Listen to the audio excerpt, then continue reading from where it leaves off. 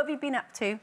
I've been in America a bit. Yes, we heard. Touring America, speaking at universities, which is quite fun to see all the protesters because I turn up. But really odd. It's not the kids that protest, it's the professors. What are they Most peculiar. protesting against? Well, we got a bit of a problem in this country and in America with free speech.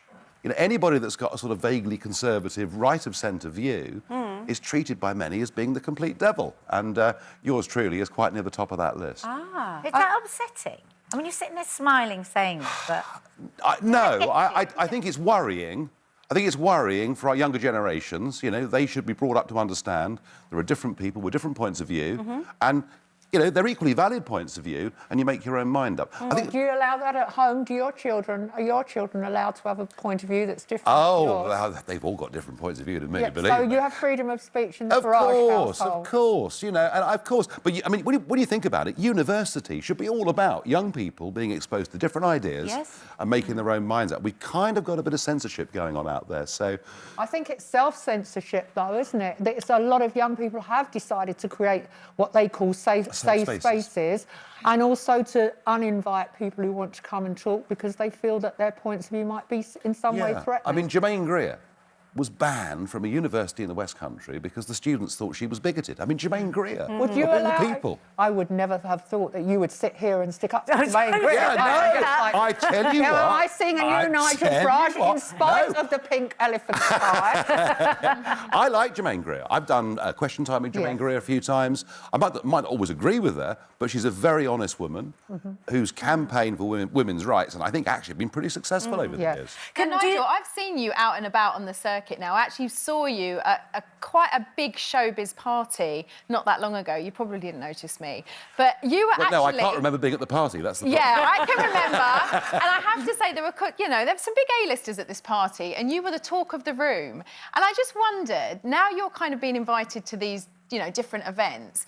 Have you ever been has anyone ever come up to you like a celebrity and just confronted you on some of your strong opinions? Yeah, one or two have, but... This was quite a liberal room, But yeah, one or two have. I mean, look, Who?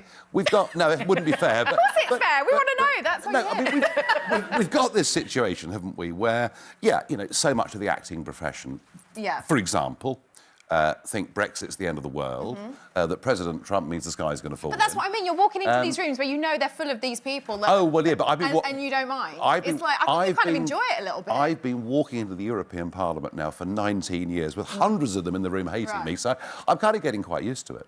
I think you enjoy it a little bit, don't you? Oh, yeah. Well, obviously, obviously a former MP, you are very used to sort of quick-fire questions and, having your wits about you. So we thought we were going to put some questions to you today.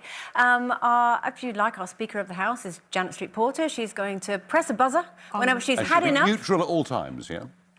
I'll do my best. Yes. She's going to more than that. Janet has a bright red buzzer there. Yep. And that's basically when she's had enough of you. Nigel, zip it. OK. So we've got a series of questions. Janet, who would you like to begin? Shall I begin? Why not? And then I've done my question. Royal baby. Are you excited? Yes. Yeah, very. Excited? Very. Do you know, I was at the Queen's birthday concert at the Albert Hall on Saturday night, and isn't it interesting? Did you have to pay for a ticket, or did someone invite you? No, someone invited me. But do you know something?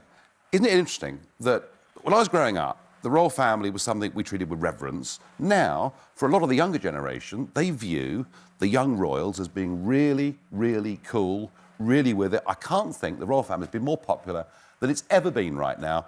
Even if Charles is king, if Charles succeeds to the Queen, what is going to happen look, there? I think Charles is a good man, but I don't agree with him very much. I did cause a bit of a scene with him once. He turned up at the European Parliament and being, well brought up, I stood up, but he gave this speech calling for more powers for Brussels to deal with global warming. And so at the end of it, when they all stood up and cheered, I sort of sat like that. Nigel, all right.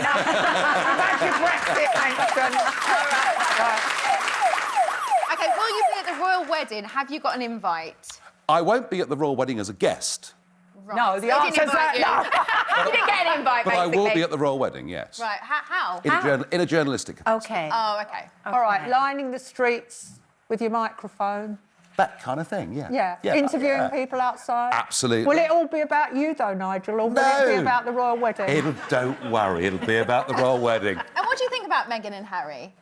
Anything that brings us closer to America is a good thing. Right. I think they're going to become just the coolest, trendiest couple Oh, you're in the world. a barometer of cool and trendy, are you? No, but my kids are. And that's where I get my advice. No, I think it's absolutely great. All right. Okay, very good. Nadia? When was the last time you saw Mr. Trump? March, middle of March. It was a big speech he was giving at a big, thousands of people there, one of his rallies. Very different Donald Trump. It was much more Donald Trump in public than I've seen, as I've seen him in private. He even told a joke on stage about his hair doesn't and happen. the Apparently comb never over. smiles. Well, that's been the thing, hasn't it?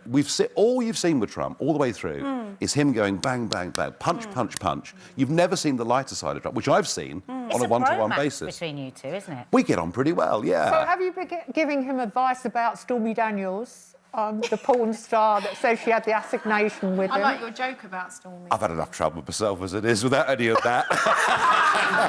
Tell me more. Did you talk to him about it? Did you share advice on how to deal with such... No. I've been through a few difficulties like that, so I know it can be very difficult. Did you talk personally with each other, you and Trump, or is it all business and all...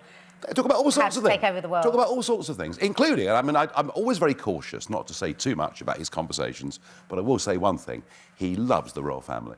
Okay. He thinks the Queen is the most amazing Yeah, but he didn't get an person in the invite world. to the wedding No, either. well, not the Prime Minister.